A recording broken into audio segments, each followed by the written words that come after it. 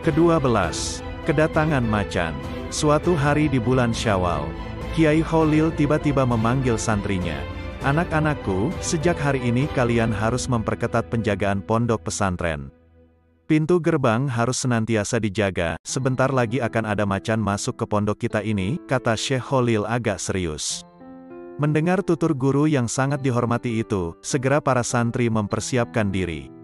Waktu itu sebelah timur Bangkalan memang terdapat hutan-hutan yang cukup lebat dan angker. Hari demi hari, penjagaan semakin diperketat, tetapi macan yang ditunggu-tunggu itu belum tampak juga. Memasuki minggu ketiga, datanglah ke pesantren pemuda kurus, tidak berapa tinggi berkulit kuning langsat sambil menenteng kopor seng. Sesampainya di depan pintu rumah Syekh Kholil, lalu mengucap salam. Mendengar salam itu, bukan jawaban salam yang diterima, tetapi Kiai malah berteriak memanggil santrinya. "Hei santri semua, ada macan. Macan, ayo kita kepung. Jangan sampai masuk ke pondok," seru Syekh Kholil bak seorang komandan di medan perang. Mendengar teriakan Syekh, kontan saja semua santri berhamburan, datang sambil membawa apa yang ada. Pedang, celurit, tongkat, pacul, untuk mengepung pemuda yang baru datang tadi, yang mulai nampak kelihatan pucat. Tidak ada pilihan lagi kecuali lari 1000 langkah. Namun karena tekad ingin nyantri ke Syekh Kholil begitu menggelora, maka keesokan harinya mencoba untuk datang lagi. Begitu memasuki pintu gerbang pesantren, langsung disongsong dengan usiran ramai-ramai. Demikian juga keesokan harinya. Baru pada malam ketiga, pemuda yang pantang mundur ini memasuki pesantren secara diam-diam pada malam hari. Karena lelahnya pemuda itu, yang disertai rasa takut yang mencekam, akhirnya tertidur di bawah kentongan surau. Secara tidak diduga, tengah malam Syekh Kholil datang dan membantu membangunkannya. Sontak saja dimarahi habis-habisan. Pemuda itu dibawa ke rumah Syekh Kholil. Setelah berbasa-basi dengan 1000 alasan, baru pemuda itu merasa lega setelah resmi diterima sebagai santri Syekh Kholil. Pemuda itu bernama Abdul Wahab Hasbullah. Kelak kemudian hari santri yang diisyaratkan macan itu, dikenal dengan nama Kiai Haji Wahab Hasbullah, seorang kiai yang sangat alim, jagoan berdebat, pembentuk komite Hijaz, pembaharu pemikiran. Kehadiran Kiai Haji Wahab Hasbullah di mana-mana selalu berwibawa dan sangat disegani baik kawan maupun lawan, bagaikan seekor macan, seperti yang diisyaratkan Syekh Kholil. Ke-13. Santri yang tidak ikut jamaah. Dan di antara karomahnya, pada suatu hari menjelang pagi, santri bernama Bahar dari Sidogiri merasa gundah. Dalam benaknya tentu pagi itu tidak bisa sholat subuh berjamaah. Ketidakikutsertaan Bahar sholat subuh berjamaah bukan karena malas, tetapi disebabkan halangan junub. Semalam Bahar bermimpi tidur dengan seorang wanita. Sangat dipahami kegundahan Bahar, sebab wanita itu adalah istri Kiai Kholil, istri gurunya. Menjelang subuh, terdengar Kiai Kholil marah besar sambil membawa sebilah pedang seraya berucap, "Santri kurang ajar, santri kurang ajar." Para santri yang sudah naik ke masjid untuk sholat berjamaah merasa heran dan bertanya-tanya apa dan siapa yang dimaksud santri kurang ajar itu. Subuh itu Bahar memang tidak ikut sholat berjamaah, tetapi bersembunyi di belakang pintu masjid. Seusai sholat subuh berjamaah, Kiai Kholil menghadapkan wajahnya kepada semua santri seraya bertanya, "Siapa santri yang tidak ikut berjamaah?" Ucap Kiai Kholil nada menyelidik. Semua santri merasa terkejut, tidak menduga akan mendapat pertanyaan seperti itu. Para santri menoleh ke kanan kiri, mencari tahu siapa yang tidak hadir. Ternyata yang tidak hadir waktu itu hanyalah Bahar. Kemudian Kiai Kholil memerintahkan mencari Bahar dan dihadapkan kepadanya. Setelah ditemukan, lalu dibawa ke masjid. Kiai Kholil menatap tajam-tajam kepada Bahar seraya berkata, "Bahar, karena kamu tidak hadir sholat subuh berjamaah maka harus dihukum. Tebanglah 2 rumpun bambu di belakang pesantren dengan petok ini," perintah Kiai Kholil. Petok adalah sejenis pisau kecil, dipakai menyabit rumput. Setelah menerima perintah itu, segera Bahar melaksanakan dengan tulus. Dapat diduga bagaimana Bahar menebang 2 rumpun bambu dengan suatu alat yang sangat sederhana sekali, tentu sangat kesulitan dan memerlukan tenaga serta waktu yang lama sekali. Hukuman ini akhirnya diselesaikan dengan baik. "Alhamdulillah, sudah selesai Kiai," ucap Bahar dengan sopan dan rendah hati. "Kalau begitu, sekarang kamu makan nasi yang ada di nampan itu sampai habis," perintah Kiai kepada Bahar. Sekali lagi santri Bahar dengan patuh menerima hukuman dari Kiai Kholil. Setelah Bahar melaksanakan hukuman yang kedua, santri Bahar lalu disuruh makan buah-buahan sampai habis yang ada di nampan yang telah tersedia. Mendengar perintah ini, santri Bahar semua buah-buahan yang ada di nampan itu. Setelah itu, santri Bahar diusir oleh Kiai Kholil seraya berucap, "Hai santri, semua ilmuku sudah dicuri oleh orang ini," ucap Kiai Kholil sambil menunjuk ke arah Bahar. Dengan perasaan senang dan mantap santri Bahar pulang meninggalkan pesantren Kiai Kholil menuju kampung halamannya. Memang benar, tak lama setelah itu, santri yang mendapat isyarat mencuri ilmu Kiai Kholil itu, menjadi kiai yang sangat alim, yang memimpin sebuah pondok pesantren besar di Jawa Timur. Kiai beruntung itu bernama Kiai Bahar, seorang kiai besar dengan ribuan santri yang diasuhnya di pondok pesantren Sidogiri, Pasuruan, Jawa Timur. Ke-14. Kedatangan. Suatu hari menjelang sholat maghrib. Seperti biasanya Kiai Kholil mengimami jamaah sholat bersama para santri kedemangan. Bersamaan dengan Kiai Kholil mengimami sholat, tiba-tiba kedatangan tamu berbangsa Arab. Orang Madura menyebutnya Habib. Seusai melaksanakan sholat, Kiai Kholil menemui tamunya, termasuk orang Arab yang baru datang itu. Sebagai orang Arab yang mengetahui kefasihan bahasa Arab, Habib menghampiri Kiai Kholil seraya berucap, "Kiai, bacaan Al-Fatihah antum kurang fasih," tegur Habib.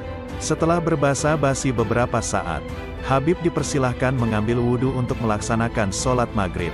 Tempat wudhu ada di sebelah masjid itu. "Silahkan ambil wudhu di sana," ucap Kiai sambil menunjukkan arah tempat wudhu. Baru saja selesai wudhu, tiba-tiba sang Habib dikejutkan dengan munculnya macan tutul. Habib terkejut dan berteriak dengan bahasa Arabnya yang fasih, untuk mengusir macan tutul yang makin mendekat itu. Meskipun Habib mengucapkan bahasa Arab sangat fasih untuk mengusir macan tutul, namun macan itu tidak pergi juga. Mendengar ribut-ribut di sekitar tempat wudhu, Kiai Kholil datang menghampiri. Melihat ada macan yang tampaknya penyebab keributan itu, Kiai Kholil mengucapkan sepatah dua patah kata yang kurang fasih. Anehnya, sang macan yang mendengar kalimat yang dilontarkan Kiai Kholil yang nampaknya kurang fasih itu, macan tutul bergegas menjauh.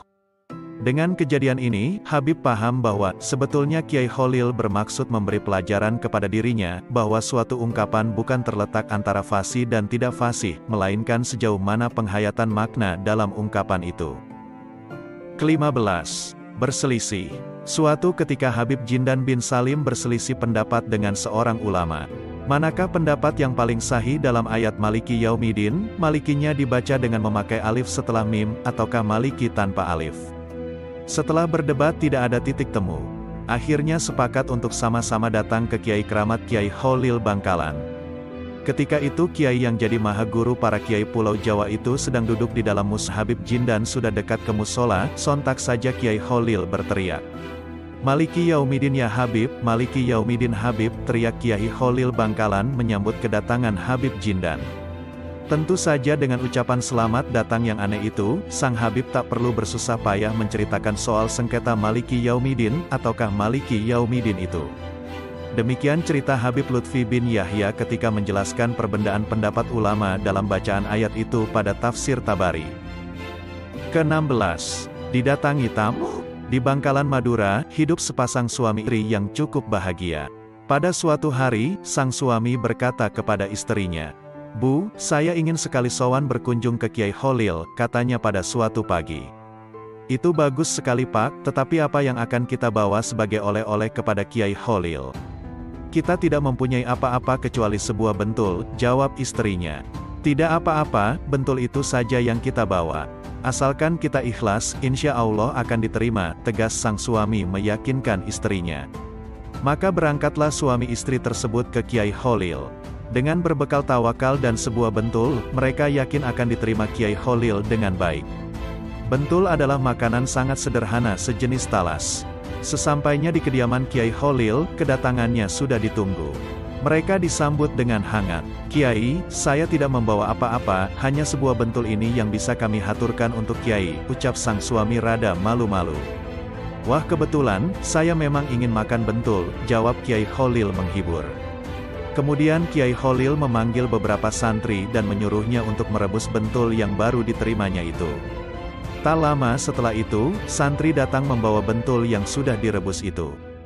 Kiai Kholil kelihatan sangat senang dan suka terhadap bentul itu, lalu dimakannya sampai habis.